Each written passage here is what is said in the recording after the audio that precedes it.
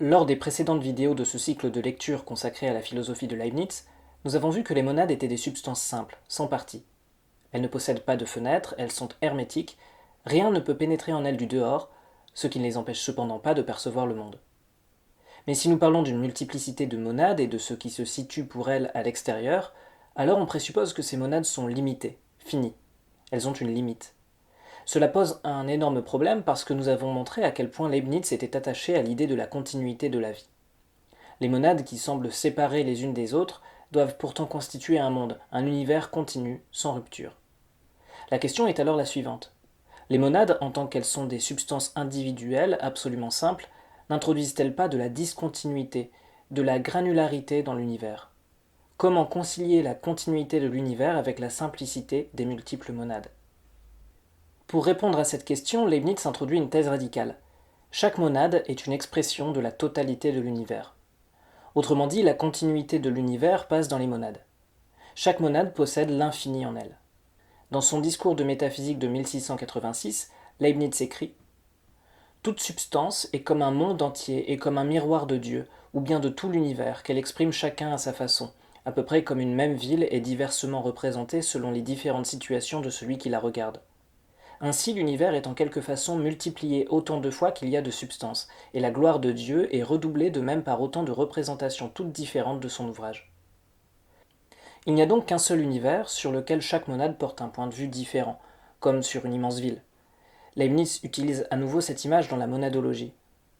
Et comme une même ville regardée de différents côtés paraît tout autre, et comme multipliée respectivement, il arrive de même que par la multitude infinie des substances simples, il y a comme autant de différents univers qui ne sont pourtant que les perspectives d'un seul selon les différents points de vue de chaque monade. La monade perçoit l'univers selon son propre point de vue. La totalité de ces points de vue constitue l'univers entier, de même que la ville entière ne pourrait être recomposée que par la somme de tous les points de vue portés sur elle. En langage mathématique, on pourrait dire que la ville est l'intégrale des multiples points de vue portés sur elle. Mais cela ne résout pas encore notre problème qui a simplement été déplacé. Nous avions une multiplicité de monades. Désormais, nous avons une multiplicité de perspectives. Qu'est-ce qui nous assure que les points de vue épuisent la totalité de l'univers, qu'il ne reste pas de la discontinuité entre ces différents points de vue? Cependant, j'ai bien dit que la monade était l'expression de la totalité de l'univers. La monade ne perçoit pas seulement ce qui l'entoure immédiatement, comme chacun d'entre nous ne perçoit que ce que ses sens lui permettent de percevoir. Elle perçoit la totalité de l'univers, et même l'avenir et le passé. En effet, tout est continu dans l'univers, et toute perception porte en elle la trace de la perception précédente, et est déjà grosse de la perception à venir. Dans son discours de métaphysique, Leibniz écrit On peut même dire que toute substance porte en quelque façon le caractère de la sagesse infinie et de la toute-puissance de Dieu, et limite autant qu'elle en est susceptible, car elle exprime, quoique confusément, tout ce qui arrive dans l'univers, passé, présent ou à venir. La philosophie de Leibniz exprime le principe fondamental de tout idéalisme. En effet, l'idéalisme n'est rien d'autre que l'affirmation de la capacité à comprendre la totalité de la réalité dans la raison. En principe, toutes les monades sont capables d'accéder à la vue du tout, à la contemplation, à ce qu'on appelle la théoria de la totalité de l'univers. Elles peuvent prétendre à cette sagesse contemplative qui n'est cependant absolue et infinie que chez Dieu. Les monades imitent ainsi la sagesse divine. Elles sont des miroirs de la totalité de l'univers. Mais ces miroirs, comme nous allons le voir, sont imparfaits. Dans la citation qui précède, le mot important est confusément. Toutes les monades, en raison de la continuité de l'univers, en perçoivent la totalité, mais elles n'ont pas la capacité de le percevoir distinctement. Tout corps se ressent de tout ce qui se fait dans l'univers, écrit Leibniz, tellement que celui qui voit tout pourrait lire dans chacun ce qui se fait partout, et même ce qui s'est fait ou se fera, en remarquant dans le présent ce qui est éloigné tant selon le temps que selon les lieux. Mais une âme ne peut lire en elle-même que ce qui est représenté distinctement, elle ne saurait développer tout d'un coup ses replis, car ils vont à l'infini. La totalité de l'univers est exprimée dans la monade, mais de manière confuse, c'est-à-dire comme un tout dont on ne percevrait pas toutes les petites parties. Leibniz illustre cela avec l'exemple des vagues, que nous entendons lorsque nous nous promenons sur la plage. Nous entendons alors le grand bruit du reflux qui est la somme totale, l'intégrale de toutes les petites vagues et de toutes les gouttelettes qui se meuvent dans la mer. Le bruit de chaque petite goutte d'eau compose le bruit d'une petite vague, et le bruit des petites vagues compose la totalité du grand bruit que nous percevons en nous tenant sur la rive. Nous avons une perception confuse de la totalité, qui est elle-même composée de ce que Leibniz appelle des petites perceptions. Chaque âme connaît l'infini, connaît tout, mais confusément. comme en me promenant sur le rivage de la mer et en entendant le grand bruit qu'elle fait, j'entends les bruits particuliers de chaque vague, dont le bruit total est composé, mais sans les discerner. Mais ces perceptions confuses sont le résultat des impressions que tout l'univers fait sur nous. Il en est de même de chaque monade.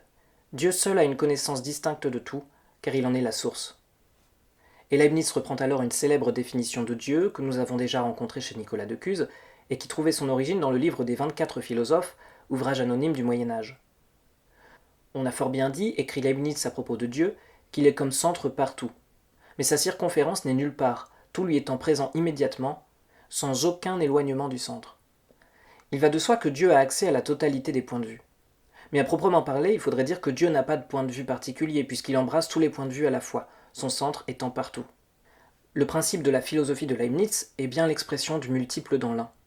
Premièrement, toutes les substances, par leur activité, contiennent le multiple dans l'unité. Deuxièmement, Dieu est l'unité qui contient ces multiples monades singulières, il est la monade des monades. En tant qu'il est la source de tout ce qui est, Dieu a accès à ce qui est replié dans chaque substance individuelle. Il nous faut ici revenir à la définition de la substance que nous avions donnée dans la première vidéo.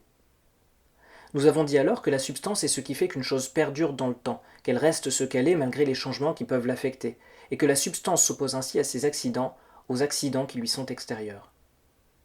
Mais nous avons vu également que la monade n'avait pas de fenêtre, et que rien ne pouvait donc entrer en elle à partir du dehors. Le changement de la monade s'explique par sa propre activité, ce qui implique une conséquence importante. Toutes les modifications qui surviennent, et qui surviendront en elle, sont déjà inscrites dans sa notion, dans son essence. Pour éclairer ce point, revenons une nouvelle fois au discours de métaphysique, au sein duquel Leibniz explique en quoi consiste la notion d'une substance individuelle. Il commence par rappeler la définition classique de la substance, dont il souligne l'insuffisance. Il est bien vrai, écrit Leibniz, que lorsque plusieurs prédicats s'attribuent à un même sujet, et que ce sujet ne s'attribue à aucun autre, on l'appelle substance individuelle. Mais cela n'est pas assez, et une telle explication n'est que nominale. La substance, au sens logique, est le sujet d'un prédicat. Mais cette définition pour Leibniz est nominale, elle ne dit rien de ce qui se passe dans la réalité. Il ne s'agit que d'un point de vue logique. Il faut encore ajouter un point de vue ontologique, c'est-à-dire qui se rapporte à ce qui se trouve non seulement dans le langage, mais également dans la réalité, dans l'être. Si je peux attribuer un prédicat à un sujet, par exemple en attribuant le prédicat roi au sujet Alexandre le Grand, il faut que cela me soit autorisé par la réalité elle-même. La réalité, par exemple, m'autorise à dire qu'Alexandre le Grand est empereur, mais elle ne m'autorise pas à dire, par exemple, qu'une méduse est une impératrice, sauf dans le cas où je veux faire une belle image, une métaphore. Une méduse, selon sa propre nature, n'est pas apte à régner sur un empire. Il est constant, écrit Leibniz, que toute prédication véritable a quelque fondement dans la nature des choses, et lorsqu'une proposition n'est pas identique, c'est-à-dire lorsque le prédicat n'est pas compris expressément dans le sujet, il faut qu'il y soit compris virtuellement. Leibniz distingue ici deux cas. On peut parfois rencontrer ce qu'il appelle une proposition identique, dans laquelle le prédicat est contenu expressément dans le sujet.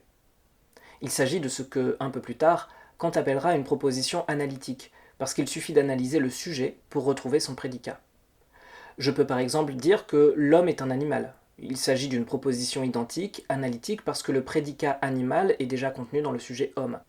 Mais Leibniz sait qu'il existe également des propositions qui ne sont pas identiques, ce que Kant appellera plus tard des propositions synthétiques, parce qu'on ne peut pas retrouver le prédicat par la simple analyse du sujet. Si je dis cet homme est roi, il ne s'agit pas d'une proposition identique, parce que le prédicat roi n'est pas contenu dans le sujet homme. Pourtant, Leibniz déclare que même dans ce cas, le prédicat est compris d'une certaine manière dans le sujet. Il y est compris virtuellement. Ce qui signifie qu'il n'est pas actualisé, il est encore en germe, il doit être réalisé, mais ce prédicat existe bel et bien. Ce que nous dit Leibniz, c'est que dans le sujet Alexandre le Grand, il y a déjà le prédicat roi. Son essence individuelle, ce que dans la philosophie scolastique du Moyen Âge on appelait son excéité, contient déjà tous les prédicats qui pourront lui être attribués. Dieu, voyant la notion individuelle ou excéité d'Alexandre, écrit Leibniz, y voit en même temps le fondement et la raison de tous les prédicats qui se peuvent dire de lui véritablement, comme par exemple qu'il vaincrait Darius et Porus, jusqu'à y connaître a priori, et non par expérience, s'il est mort d'une mort naturelle ou par poison, ce que nous ne pouvons savoir que par l'histoire. Aussi, quand on considère bien la connexion des choses, on peut dire qu'il y a de tout temps dans l'âme d'Alexandre des restes de tout ce qui lui est arrivé, et les marques de tout ce qui lui arrivera, et même des traces de tout ce qui se passe dans l'univers, quoiqu'il n'appartienne qu'à Dieu de les connaître toutes. Autrement dit, dans cette substance individuelle qui s'appelle Alexandre, dans sa notion, est déjà contenue virtuellement toute la trame de sa vie. Elle est comme un papier replié que seul Dieu est en mesure de déchiffrer, alors que les êtres imparfaits que nous sommes sont obligés d'attendre patiemment qu'Alexandre ait suffisamment vécu et que son histoire nous soit parvenue sous forme de témoignage pour connaître ce qui était virtuellement contenu dans son essence. Leibniz renoue en fait ici avec la théorie scolastique des formes substantielles qui avait été abandonnée après Descartes. Il s'agit d'une théorie profondément déconcertante qui heurte notre sensibilité. On peut par exemple se demander ce qu'il en est de la liberté de l'individu si la totalité des événements qui surviendront dans sa vie est déjà contenue dans sa notion, dans son essence.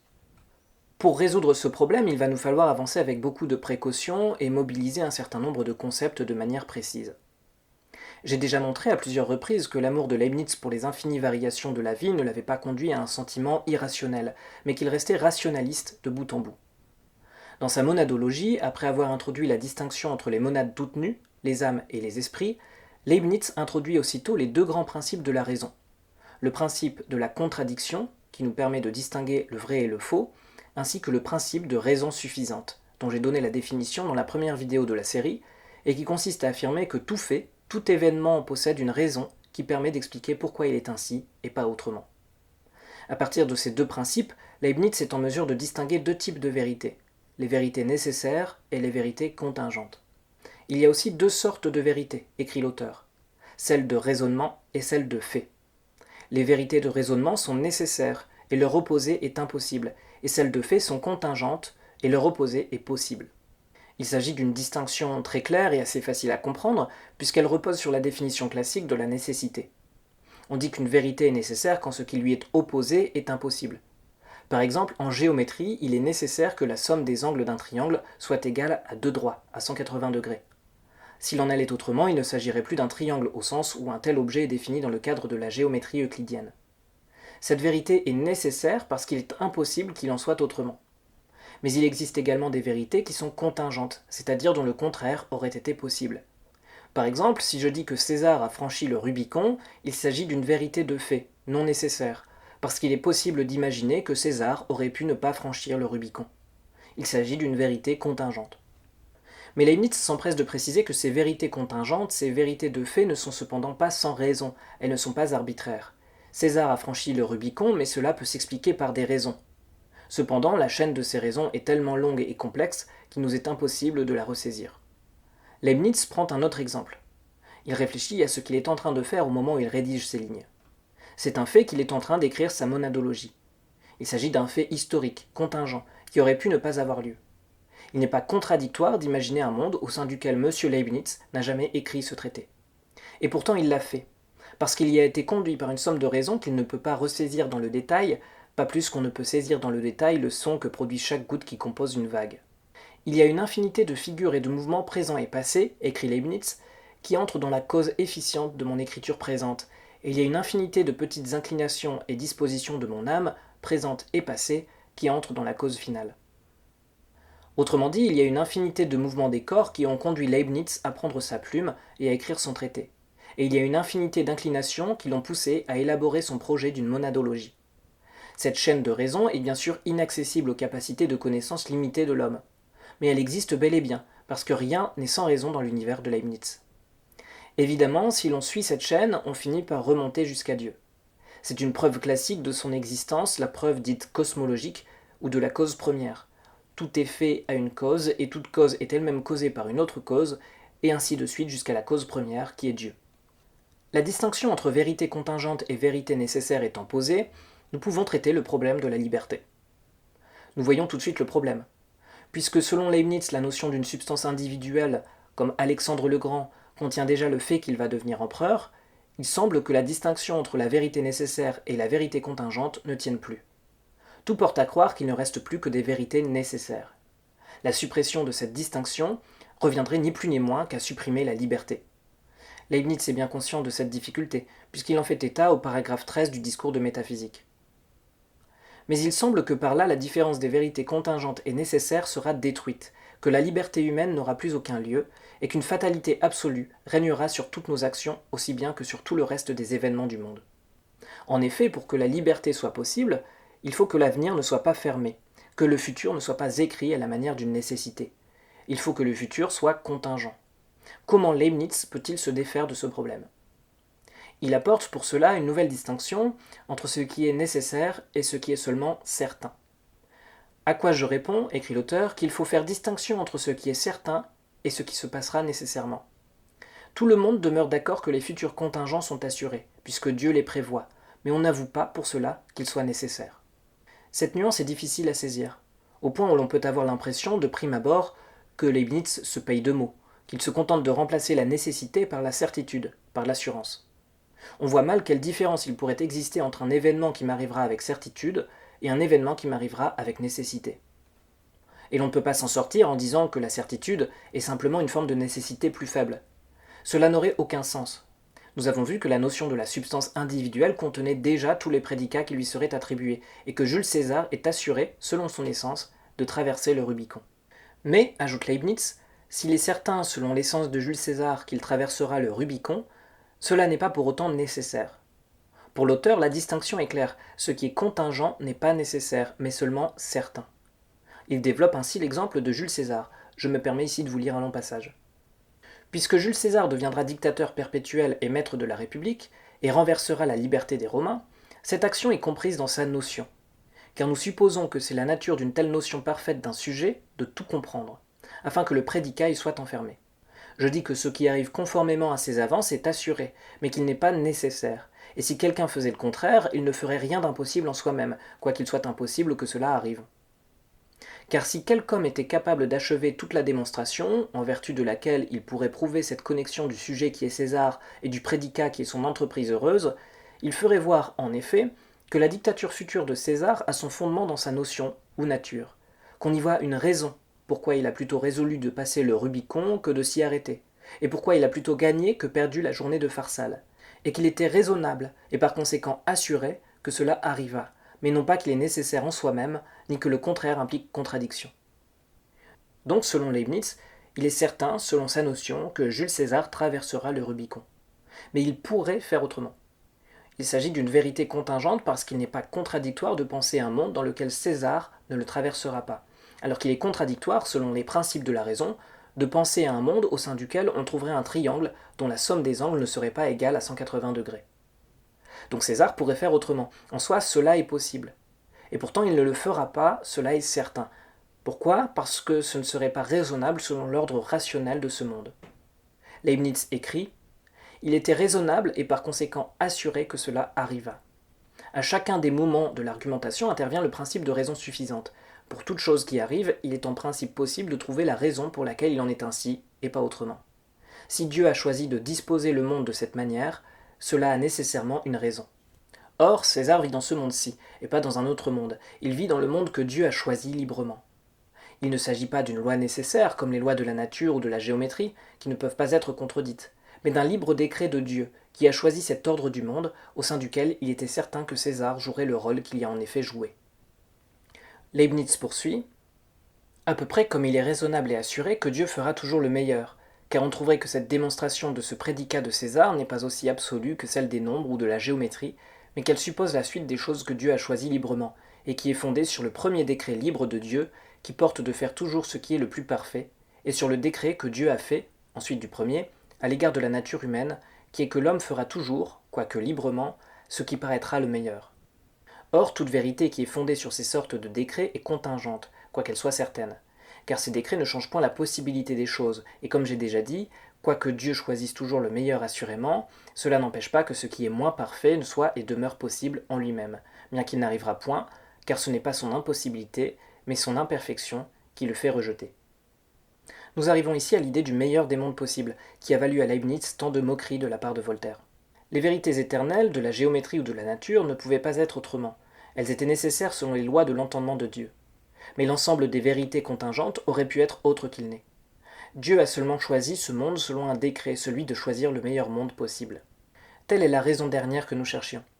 Cette raison est dans la liberté de Dieu qui a choisi ce monde-ci et pas un autre, parce qu'il s'agissait du meilleur. Dieu a choisi le meilleur, et le meilleur était le plus raisonnable. Cela ne semble pas d'une grande aide pour trouver une solution convaincante au problème de la liberté.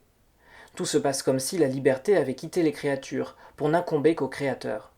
Dieu a pu choisir, mais que reste-t-il alors aux créatures? Pour répondre à ce problème, il faudrait encore prendre en considération la définition implicite que Leibniz fournit de la liberté.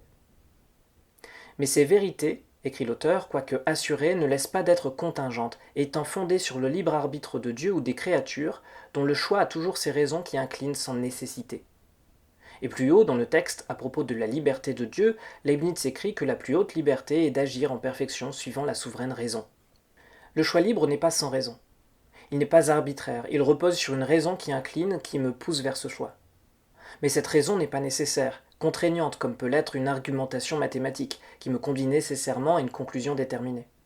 L'individu est libre quand il agit selon la raison en lui, et selon la raison du monde, selon l'ordre du monde. Cette idée est d'une importance capitale dans l'histoire de la philosophie. L'homme ne peut atteindre une véritable liberté que dans un monde raisonnable. Cette conception de la liberté est extrêmement inconfortable pour nous. La difficulté est ici que deux conceptions de la liberté se font concurrence. On pense généralement qu'être libre, c'est pouvoir faire n'importe quoi, faire ce qu'on veut. Cependant, il ne s'agit pas vraiment de la liberté dans ce cas, il s'agit plutôt de l'arbitraire. La liberté réelle, pour Leibniz, est raisonnable, elle est de suivre la raison en soi. C'est ce qui ne sera pleinement compris et exposé que chez Kant, pour qui être libre, c'est être autonome, c'est-à-dire, littéralement, suivre la règle, la loi qu'on s'est prescrite à soi-même. Cette ambiguïté dans le concept de liberté a posé d'immenses problèmes dans l'histoire de la philosophie et continue d'en poser aujourd'hui. Les œuvres de Rousseau ou de Hegel restent en grande partie incomprises à cause de cette difficulté. Il est maintenant temps de conclure cette vidéo difficile. La monade possède l'infini de l'univers en elle, bien que de manière confuse. Sa liberté ne rompt jamais l'ordre raisonnable du monde. Il n'y a ici aucune rupture dans la continuité, pas plus qu'il n'y a de rupture dans une courbe dont on suit la trajectoire. Leibniz parvient ainsi à penser à la fois des monades individuelles et la continuité de l'univers. Il y parvient sans contradiction, à l'aide de solutions originales que nous n'avons pas fini d'explorer. J'aimerais toutefois ajouter ici une réflexion qui aurait semblé incompréhensible à Leibniz parce qu'elle se situe au-delà de son horizon conceptuel. Leibniz pense une liberté selon la raison. Mais cette thèse perd sa valeur s'il n'existe pas aussi une autre possibilité fondamentale, qui est celle d'une liberté qui précède la raison. Au XXe siècle, le philosophe Eric Weil montrera que les individus ont toujours le choix entre la raison et son refus, entre la raison et ce qu'il appelle la violence. Pour Leibniz, mais cette critique est valable pour la plupart des philosophes, une telle violence radicale opposée à la raison demeure incompréhensible. Pour Leibniz, la violence est comprise, intégrée à l'ordre du monde que Dieu a choisi, ce monde qui est le meilleur possible. Le violent a mal agi, mais pour un philosophe comme Leibniz, il n'a pas agi sans cause, sans raison. Quand je fais le mal, je le fais pour une raison, parce que ma volonté, selon le décret de Dieu, tend toujours au bien apparent. Si je mens, par exemple, c'est parce que je pense en tirer quelque chose de bon. Le violent n'échappe pas au principe de raison suffisante. Le problème de la violence n'est pas résolu pour autant, il est simplement rationalisé. La violence est comprise, elle est idéalisée, supprimée dans l'idée, mais la violence réelle n'est pas supprimée. Leibniz a compris la violence dans le monde choisi par Dieu. Il n'en demeure pas moins que le violent aura toujours la possibilité de refuser sa philosophie. Il peut exister quelque chose comme une violence gratuite, il s'agit d'un fait indéniable. Cela toutefois n'enlève rien à l'enseignement de Leibniz, l'homme ne pourra atteindre la liberté que dans un monde raisonnable. Si je me suis permis de parler de la violence à la fin de cette vidéo, c'est parce qu'il s'agira du point de départ de la prochaine, qui sera la dernière de cette série consacrée à la philosophie de Leibniz.